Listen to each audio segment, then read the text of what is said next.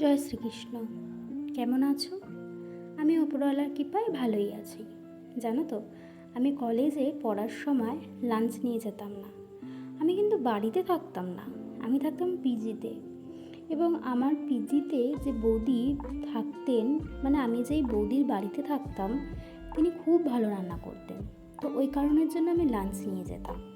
আর আমি যে কলেজে পড়তাম সেখানে না অনেক অবাঙালিরা পড়তে আসতো, এবং আমার অনেক অবাঙালি বন্ধুবান্ধবও ছিল।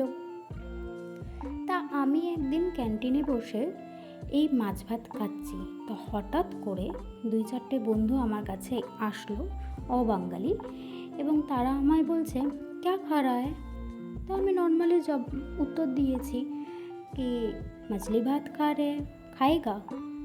তো ওরা উত্তর দিচ্ছে, ওরা আমাকে বলছে হ্যাঁ টেস্ট করবা, দেখতে कैसा लगता है। আর তাছাড়াও আমাদের যে জায়গাটা সেইখানে তারা অনেক সময় অনেকবার এই মাছ ভাত খেয়েছে এবং তাদের খুব ভালো লেগেছে। তো এরপর থেকে আমি যখনই টিফিন নিয়ে আসতাম, তো ওরা দেখতো যে আমি মাছ ভাত খাচ্ছি কিনা, আর মাছ ভাত খেলে সেখানে কি ইলিশ মাছ খাচ্ছি কিনা। এবং এই বৌদির কাছে অনেকবার ফরমাইশ গেছে এই মাছলি ভাত খানে কা। তা আমরা বাঙালিরা ইলিশ মাছ নিজেদের মতন করে রান্না করি। নিজেদের কেউ বেগুন দিয়ে, আলু দিয়ে, কালো জিরা, কাঁচা লঙ্কা হালকা পাতলা করে রান্না করে খেতে ভালোবাসে। আবার কেউ একটু সর্ষা ভাপা অথবা সর্ষা পোস্ত ভাপা দিয়ে খেতে পছন্দ করে। আমি পার্সোনালি সর্ষা পোস্ত দিয়ে খেতে খুব পছন্দ করি। আর এই ইলিশ মাছ কিছুই না, এই সর্ষা পোস্ত, হলুদ, সামান্য পরিমাণ লবণ, লঙ্কা একসাথে বেটে মাছগুলোর সঙ্গে ভালো করে মেখে কিছুক্ষণ রেখে দিতে পারেন।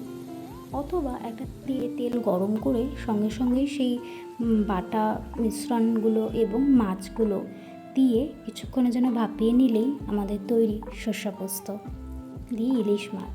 আর গরম গরম ভাতের সাথে এই সর্ষা পোস্ত দিয়ে ইলিশ মাছ খেতে তো পুরোই জমে যায়।